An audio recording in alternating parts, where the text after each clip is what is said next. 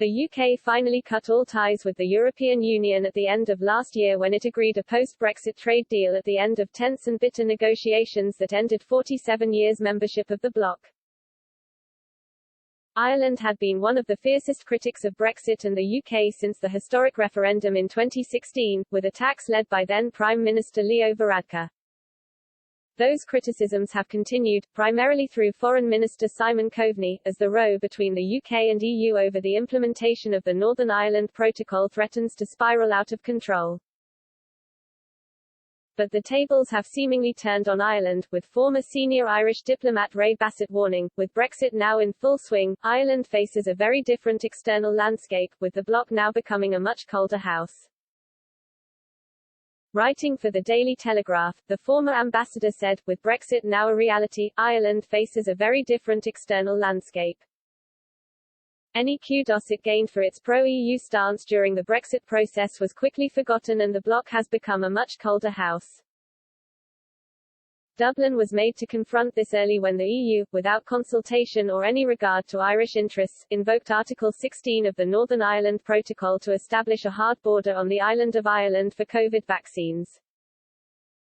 After howls of protest from Dublin, Belfast and London, the invocation was dropped, but the episode brought home just how peripheral Ireland and its interests really are to Brussels.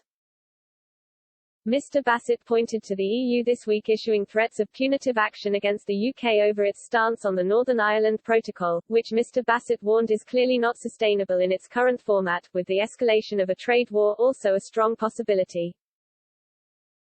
He said it was clear the best solution is for direct talks between Dublin and London to resolve this local issues, with flexibility on all sides. The former diplomat added full cooperation on an overhaul of the current protocol could be the catalyst for a reset of Irish-British relations. He said, that, however, is something that the EU will never countenance. But in a furious attack against the EU, Mr. Bassett warned, perhaps this would matter less if the EU was taking Dublin's other interests more seriously, yet Brussels has time and again proved a poor partner. Ireland, just like the UK, has extensive and rich fishing grounds.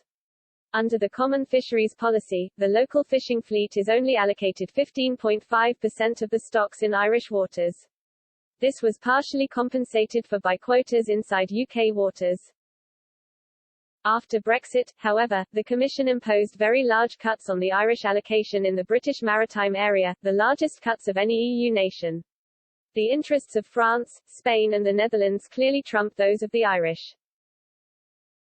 Mr. Bassett also warned the wide-ranging changes to corporation taxation poses the biggest threat, with Ireland historically growing rich by attracting a disproportionate amount of foreign direct investment and the generous tax rate of 12.5% encouraging multinationals to base themselves in Ireland. But he warned global reforms in this area are imminent after finance ministers of the G7, backed heavily by the EU, decided to establish a minimum 15% tax rate and move to tax multinationals where they make their sales.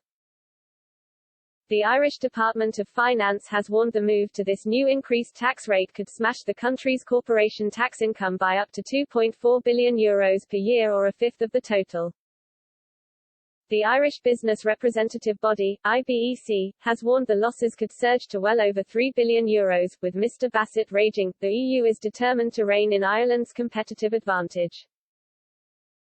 In a final warning and swipe at the EU, the former diplomat said, if the EU continues to attack Ireland's ability to attract FDI, a fundamental question will have to be asked as to how long it will continue to be in Ireland's interest to remain inside the bloc.